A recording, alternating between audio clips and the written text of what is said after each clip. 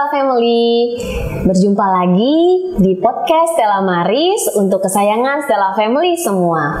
Nah, izinkan saya perkenalan diri sebelumnya. Nama saya Bidan Deborah, konselor laktasi di RSIA Stella Maris. Hari ini kita akan membahas topik tentang relaktasi. Pasti semua Stella Family sudah bertanya-tanya ya, apa sih itu relaktasi? Di sini sudah bergabung bersama saya, konselor laktasi RSIA Stella Maris juga. Pasti kan sudah penasaran ya, siapa sih beliau? Kita perkenalan diri dulu yuk. Halo Stella Family, saya Bidan Nita, konselor laktasi RSIA Stella Maris. Oke, terima kasih Bidanita. Nah, kita akan masuk ke topiknya. Kira-kira apa sih itu Bidanita relaktasi itu? Halo Stella Family, kita membahas mengenai relaktasi. Nah, relaktasi ini sebenarnya bagi ibu-ibu yang misalnya mengalami ASI-nya yang berkurang, pastinya ibu harus sering menyusui dan lebih sering memberikan makanan pendamping ASI. Kemudian ibu-ibu yang memiliki masalah-masalah yang dialami oleh ibunya sendiri yang menyebabkan ibu tidak bisa memberikan ASI kepada bayinya. Dan sekarang si ibu ingin menyusui kembali ke si bayinya, itu yang dinamakan dengan relaktasi. Berarti Bidanita, relaktasi itu adalah dimana ibu-ibu yang udah pernah menyusui sebelumnya tiba-tiba terhenti karena kondisi beberapa faktor tetapi ingin menyusui kembali. Iya betul Bidan Deborah. Nah, seperti itu Stella Family semua. Nah, kalau begitu Bidanita, kondisi ibu seperti apa sih yang membuat ibu itu harus relaktasi kembali? Kondisi ibu-ibu yang mungkin memiliki bayi-bayi yang sakit. Bayi-bayi yang sakit yang memungkinkan dia harus mendapatkan makanan pendamping ASI.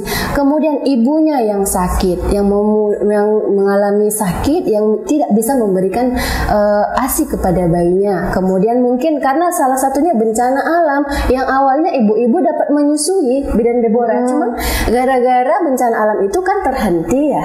Kemudian ibunya ingin kembali menyusui gitu. Atau bagi bayi-bayi yang mengalami berat badannya kurang karena makanan pendamping ASI atau misalnya alergi juga, dan sekarang ibunya ingin menyusui kembali ke si bayinya. Nah, baik, berarti Bidanita, relaktasi itu bisa saja dari faktor ibu ataupun dari si bayinya ya. Oke. Kemudian Bidanita, berapa lama sih jangka waktu yang dibutuhkan untuk ibu-ibu menyusui agar bisa relaktasi kembali? Sebenarnya relaktasi ini memang membutuhkan waktu yang sangat lama dan membutuhkan kesabaran. Seorang ibunya juga harus mendapatkan dukungan yang baik, kemudian dukungan dari keluarga, kemudian motivasi-motivasi yang benar supaya bisa sukses untuk relaktasi.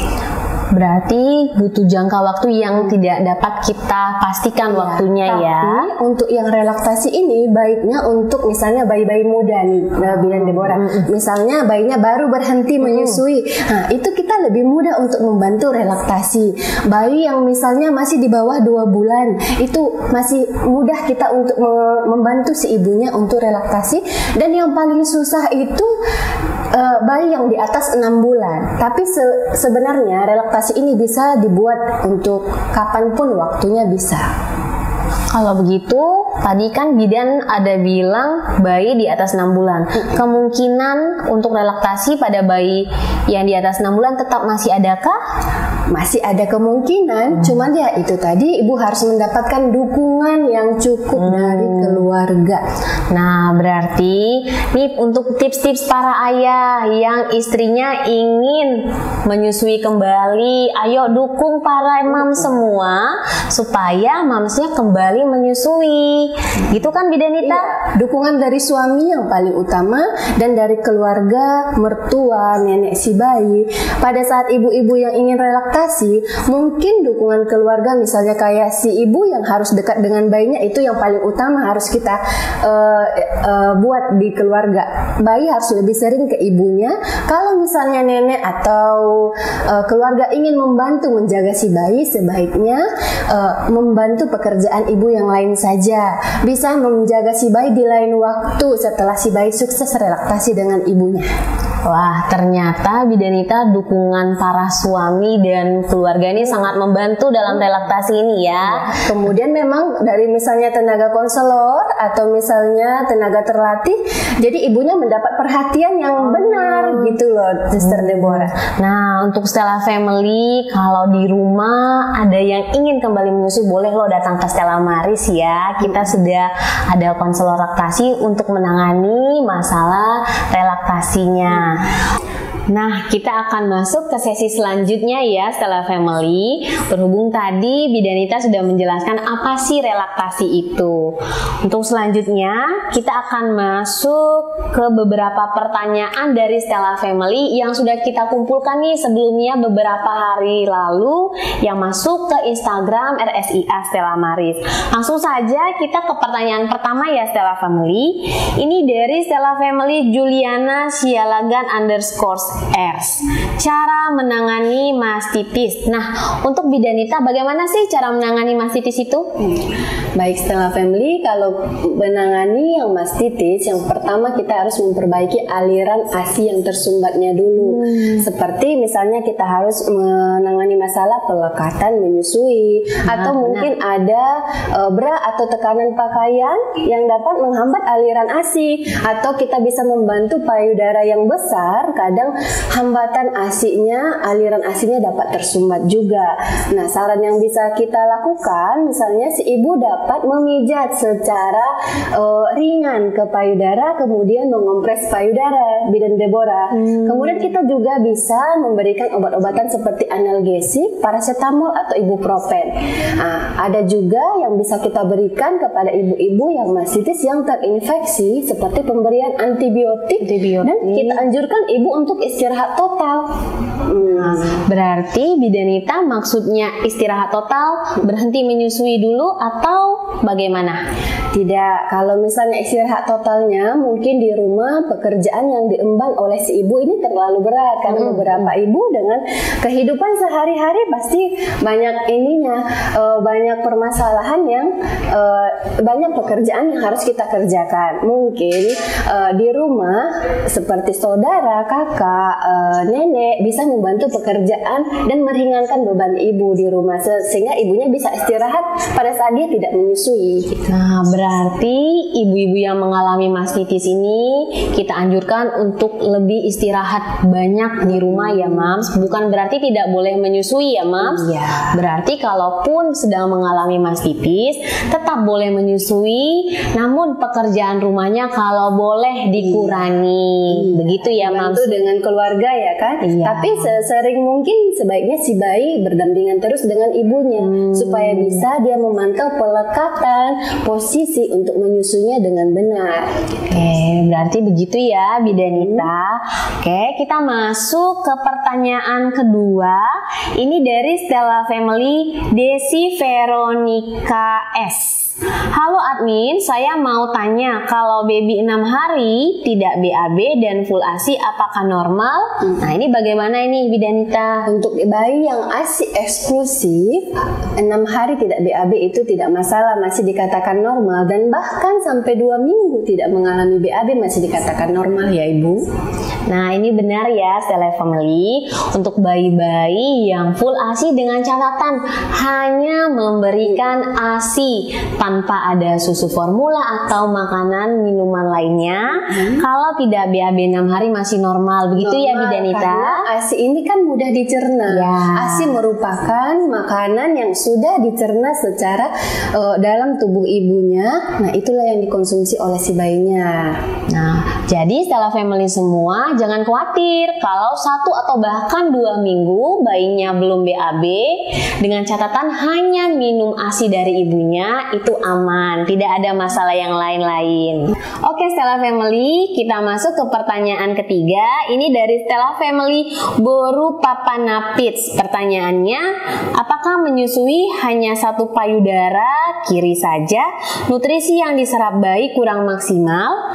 Nah, ini sudah beredar ya Bidanita, antara mitos atau fakta ini ya Bidanita. Nita, di masyarakat kalau payudara kanan itu adalah makanan, payudara kiri itu adalah minuman. Nah, ini juga bisa menjawab sekaligus benar nggak mitos atau fakta itu. Jadi pertanyaannya, kalau menyusui hanya di payudara kiri saja, apakah nutrisinya itu kurang maksimal? Bagaimana Bidanita? Baik Stella Family, kalau misalnya untuk payudara kiri apakah maksimal untuk menyusui pada bayi? Sebenarnya maksimal. Tapi untuk beberapa bayi di usia 6 bulan, bila dia makan dengan ASI aja memenuhi 100% kebutuhannya. Nah, bayi 1-6 bulan ya Mam. 1-6 bulan kan dia mengalami pertumbuhan dan perkembangan. Jadi dengan bertambahnya usia bayi, dia membutuhkan nutrisi yang lebih banyak. Dengan satu payudara tidak mencukupi untuk banyaknya nutrisi yang dibutuhkan oleh si bayi nanti selanjutnya. Jadi sebenarnya makanan dan minuman bukan di kiri atau di kanan, tapi semua nutrisi ada di kedua payudara. Sebaiknya kita menyusui di kedua payudara, membantu maminya juga di rumah dengan masalah bentuk payudara. Kalau misalnya satunya yang lancar, payudara ibu akan membesar satu dan mengecil di sebelahnya. Jadi kan lebih bagusnya menyusui di kedua payudara. Begitu ya Bidanita, berarti yang mengatakan ataupun yang beredar di masyarakat makanan di kanan, minuman di kiri, berarti itu mitos ya Bidanita? Iya, mitos. Nah, itu Stella Family. Jadi usahakan menyusuinya maksimal di kedua payudara supaya nutrisi yang diberikan pun kepada bayi lebih maksimal ya Bidanita? Iya. Oke, kita masuk ke pertanyaan selanjutnya dari Stella Family, Putri Reikos. Pertanyaannya, berapa hari ASI berhenti jika tidak diberikan ke bayi? Nah, ini bagaimana Bidanita?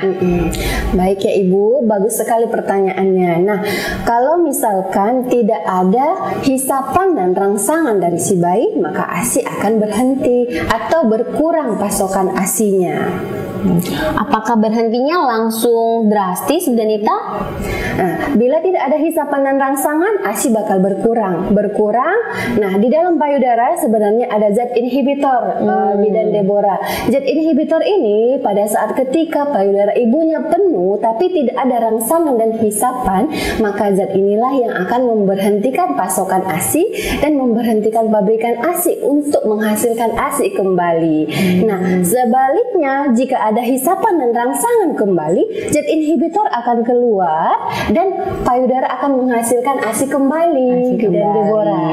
Oke, berarti tetap prioritas kita adalah menyusui secara langsung ya Bidanita? Iya, menyusui secara langsung supaya ada hisapan, ada rangsangan. Supaya ASInya tidak langsung berhenti. Iya. Oke, terima kasih ya Bidanita. Kita masuk ke pertanyaan terakhir nih Stella Family. Nah, ini dari Stella Family, Litsi Tumorang. Pertanyaannya, gimana tips supaya bayi mau menyusu kembali dari kedua payudara? Nah, ini pertanyaan sangat berhubungan dengan relaktasi. Ayo kita tanya sama Bidanita ya, biar tahu apa sih jawabannya. Nah, pertanyaan yang satu ini sangat menarik dan bagus dan sesuai dengan materi kita hari ini. Sesuai dengan topik kita ya. Satu, memang ibu bisa mencoba kembali dengan cara relaksasi. Relaksasi dari ibunya.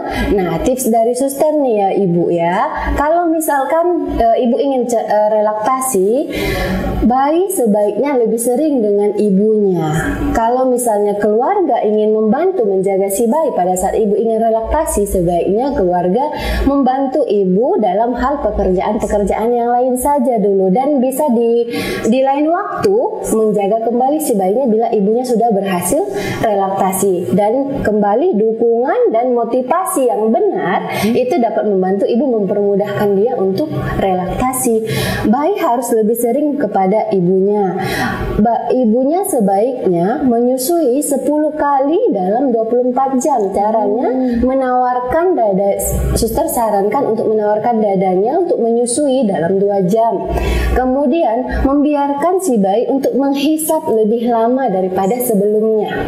dan selalu mencoba untuk menyusui bayinya di saat bayi terlihat lapar ingin menyusui. Dan suster sarankan juga untuk ibu tetap lebih sering untuk menyusui bayinya, terutama di malam hari, karena pada saat bayi mengantuk dia di situ lebih ingin untuk mencoba ingin menyusui. Nah, dan pastikan juga posisi dan pelekatan maminya benar ya. Oke, nah jadi kan Bidanita kalau mencoba menyusui kembali, otomatis kan kadang bayi itu rewel, menangis. Apakah tetap kita paksa nih kita kasih menyusu atau kita berhentikan, bagaimana? Nah, karena biasanya dia isap sedikit dapat banyak. Nanti banyak ke maminya yang mungkin aliran ASI-nya sudah tersumbat atau memiliki aliran ASI yang mulai sedikit karena kurang isapan rangsangan, pasti bayinya rewel. Nah, kalau bayi rewel, ibu ingin coba menyusui, baiknya dengan memakai cangkir atau spit atau sendok, karena di situ ada gerakan mulut si bayi yang akan merangsang dia sebagaimana dia ingin merangsang payudara ibunya. Nah, kalau misalkan nanti bisa juga kita hindari dot sama empeng. Dot sama empeng. Iya. Karena dot dan empeng itu malah membatasi kita jadi untuk menyusui kembali ke bayi ya, Bidanita ya. Karena kan empeng sama dodot ini gerakan bayi bakal naik turun. Sedangkan dia kalau pakai spet, baiknya kita berikan di kiri atau di kanan. Pergerakan mulut itu lebih berbeda dengan dia menghisap dodo. Oke, otomatis rangsangan akan semakin banyak. Iya. Ya, oke. Nah, sudah banyak sekali ya Stella Family masukan-masukan informasi yang diberikan oleh konselor laktasi kita kepada Stella Family semua menyangkut apa itu relaktasi. Jadi semoga topik kita hari ini dapat memberi informasi dan manfaat untuk Stella Family semua yang ingin kembali melakukan menyusui pada bayinya. Nah, jadi semua pertanyaan dari Stella Family sudah kita jawab. Sekali lagi, Rumah Sakit Ibu dan Anak Stella Maris sangat mendukung untuk semua ibu yang baru melahirkan memberikan ASI. Bahkan setelah ibu melahirkan, kita sangat mendukung ibu untuk melakukan inisiasi menyusui dini. Setelah itu kalau ASI-nya belum ada, bagaimana Bidanita? Kita tetap anjurkan untuk tetap memberikan ASI karena kita menyediakan layanan konselor laktasi di Stella Maris yang akan datang mengunjungi Stella Family ke setiap kamar. Ataupun Stella Family yang dari luar ingin mendapatkan fasilitas layanan kita, boleh. Kita itu buka di setiap hari Senin sampai Sabtu di jam 7 pagi sampai setengah 3 sore. Jadi jangan takut Stella Family. Bagi Stella Family yang ingin menyusui kembali, ayo boleh tanya-tanya atau konseling dengan konselor laktasi kita. Jadi ingat loh, Stella Maris itu adalah rumah sakit yang sangat mendukung untuk ibu dan bayi dalam memberikan ASI-nya. Benar begitu, Bidanita? Benar. Baiklah Stella Family, terima kasih dan demikianlah podcast Stella Maris hari ini dengan topik relaktasi. Semoga informasi yang kita berikan dapat memberikan manfaat bagi ibu-ibu menyusui, terutama yang ingin menyusui kembali bayinya. Dan tetap saksikan podcast Stella Maris dengan topik-topik kesehatan lainnya. Saya konselor laktasi Deborah Dan saya konselor laktasi Nita. pamit undur diri. Salam Stella Maris. Bye-bye.